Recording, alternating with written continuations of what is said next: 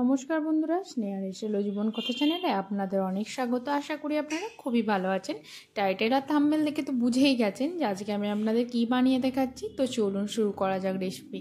এই জন্য দেখুন পটলটিকে এরকমভাবে খুব ভালোভাবে খোসা ছাড়িয়ে নিয়েছি আর কিছুটা পরিমাণে রেখেছি। এরপর কিন্তু আপনাদের দুদিক দিয়ে চেরা দিয়ে দিতে হবে।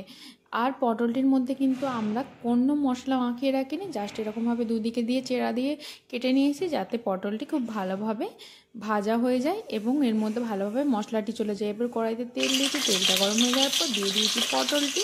এরপর লবণ দিয়ে পটলটিকে ঢাকা চাপা দিয়ে ভেজে নিয়েছি যাতে পটলটা ভাজা হয়ে যায়, তাতে সাথে সেদ্ধও হয়ে যায়। চুলা আঁচটা অবশ্যই কমিয়ে রাখতে হবে। এরপর নিয়ে নিয়েছি টক দই।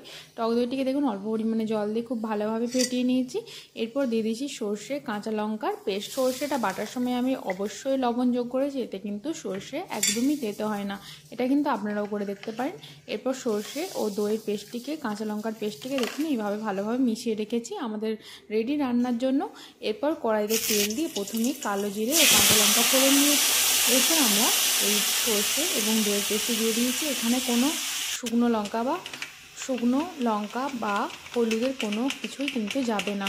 এরপর দেখুন এটাকে আপনাদের রান্নাটি পুরোপুরি কম আঁচেই করতে হবে। এরপর দিয়ে দিয়েছি জিরে গুঁড়ো ও ধনে গুঁড়ো স্বাদের জন্য। এরপর এটাকে ভালোভাবে কিছুক্ষণ ফুটিয়ে নেওয়ার পর দেখুন দিয়ে দিয়েছি আমরা পটলগুলির মধ্যে যখন খুব ভালোভাবে মশলাটি চলে গেছে আমরা তখন ওর মধ্যে লাস্টে একদম দিয়ে দিয়েছি স্বাদ ব্যালেন্সের জন্য চিনি আর পরিমাণ মতো লবণ।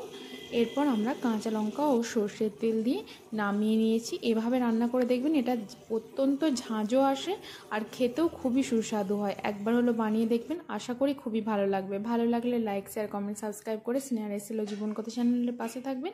পরবর্তীতে নিশ্চয়ই কোনো নতুন রেসিপি নিয়ে আবার ফিরে আসবো। ততক্ষণ পর্যন্ত চ্যানেলের পাশেই থাকবেন এই ভিডিওগুলি দেখার জন্য।